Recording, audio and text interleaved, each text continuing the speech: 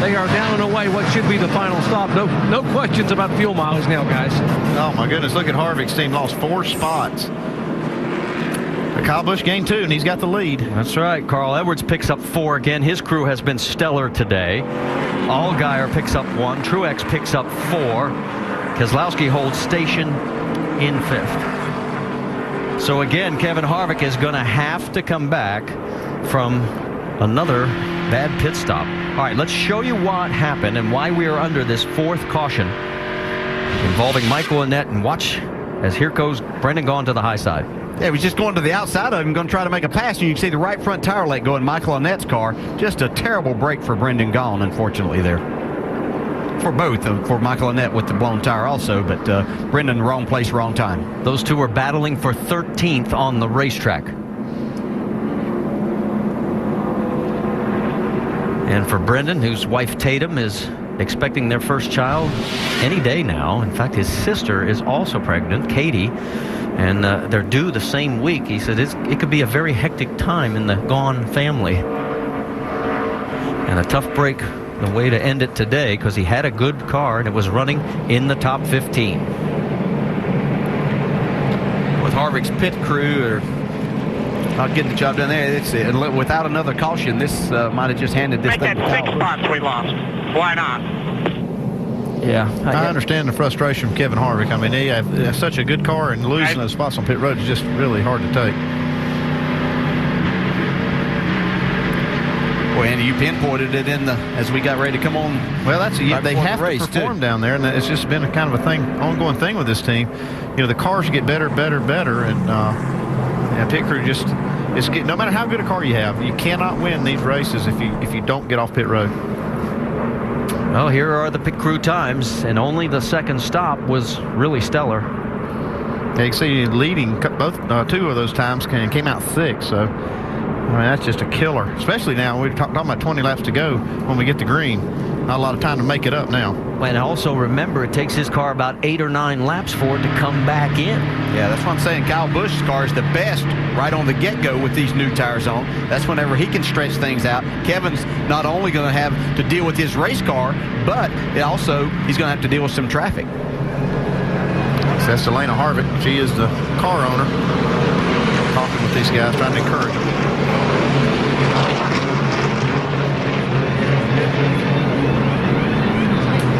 Jamie, what are you hearing down there?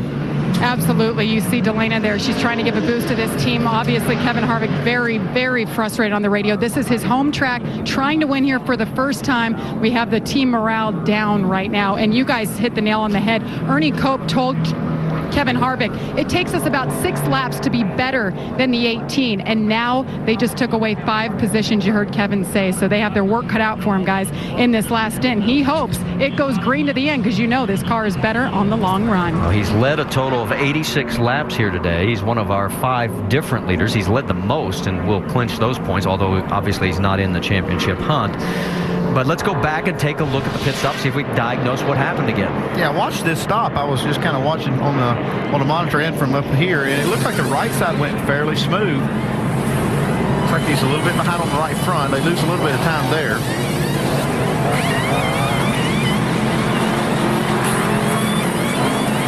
Yeah, actually probably really started on the right front. I didn't catch that on the first time I saw it. And all this caused because of the 2-car crash involving Michael Annett and Brendan Gaughan. And the bad news for Gaughan's team, him and his teammate Stephen Wallace, it's the 4th race this season that both those cars will have failed to finish. Here is the comparison and how they lost the positions, Andy. Yeah, 2 seconds slower, and it's not just Kyle Busch that beat him off pit road, but 4 other ones. We'll let you know John Borneman III gets the lucky dog for the 2nd time today. That will give us a total of 25 cars on the lead lap. And while we've got a caution, let's check in with our in-race reporter again, Eric Almirola. Hey, Eric, Dale Jarrett, you got us? Yeah, I got you. Well, got yourself up in the top 10. How about your race car? Have we made it better again?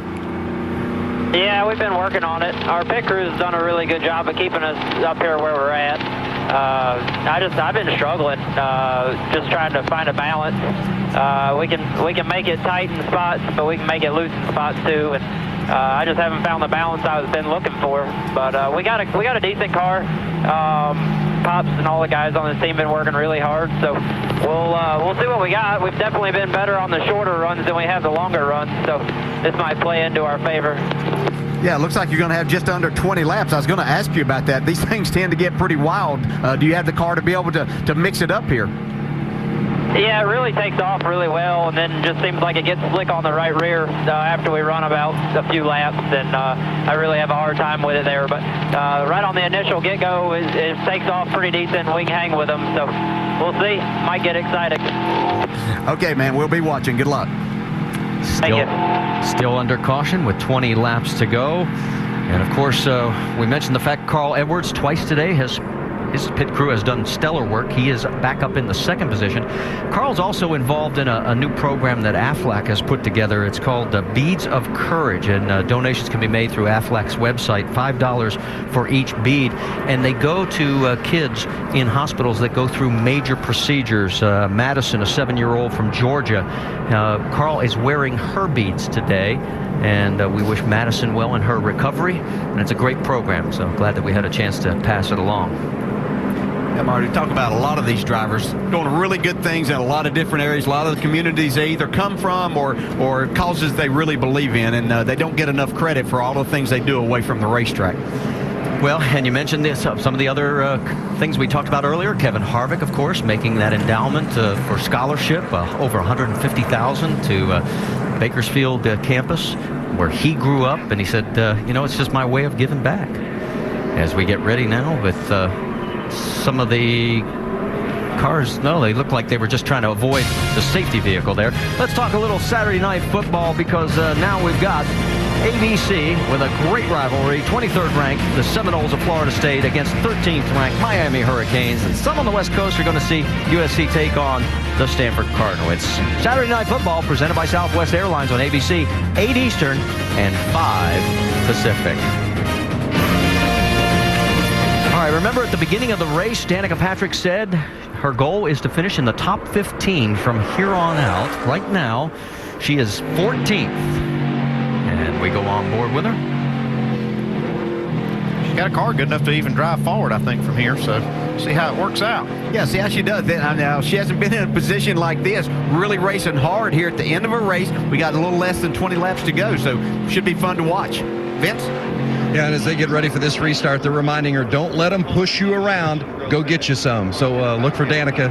Hold her ground and maybe grab a spot or two here on the restart. Well, 11 drivers have finished in the top 10 for JR Motorsports in 2010. Could it be that she could crack the top 10? She's going to have to get around Ricky Stenhouse Jr., Trevor Bayne, Paul Menard, and Reed Sorensen. That's a pretty talented group. You got Kyle Busch up front. He's won in all 3 major series at this racetrack, and was one other driver that's done that, Marty. I bet you don't know who it is. Well, I'm sorry. I was looking at the waiver rounds. It's Mark Martin. Okay, buddy, thanks, because I was looking at the waiver rounds. Mark Green, Colin Brown, Kenny Wallace, Morgan Shepherd. That puts 25 cars back on the lead lap. Look, lights just came back on, and that could be a good reason why. Yeah, they got a truck. Yeah, I don't think that we want to race with the truck out there. He's kind of out of the groove, though. No. That's right. Kevin Harvick's been up there some. So it gives us another opportunity, and what it's going to do now, it'll be, 18 to go next time by. Yeah, and this is just hurting Kevin Harvick's chances even more with each lap that we add here. Let's see, a couple other cars that we haven't touched a lot of base with. How about Ricky Carmichael? We haven't seen his car much today, but he is running 18th right now as he comes across the line. And a good run last week at Kansas, and then a little bit of a setback here in practice. He's had a little up and down weekend here. He really fast in practice, and then found himself in the wall, pushed it just a little too hard, so they had to get this backup car out. So they kind of started out behind the 8 ball, but done a good job today, and stayed on the lead lap now inside the top 20. You see all those rookie stripes on the back of a lot of yellow bumpers right there.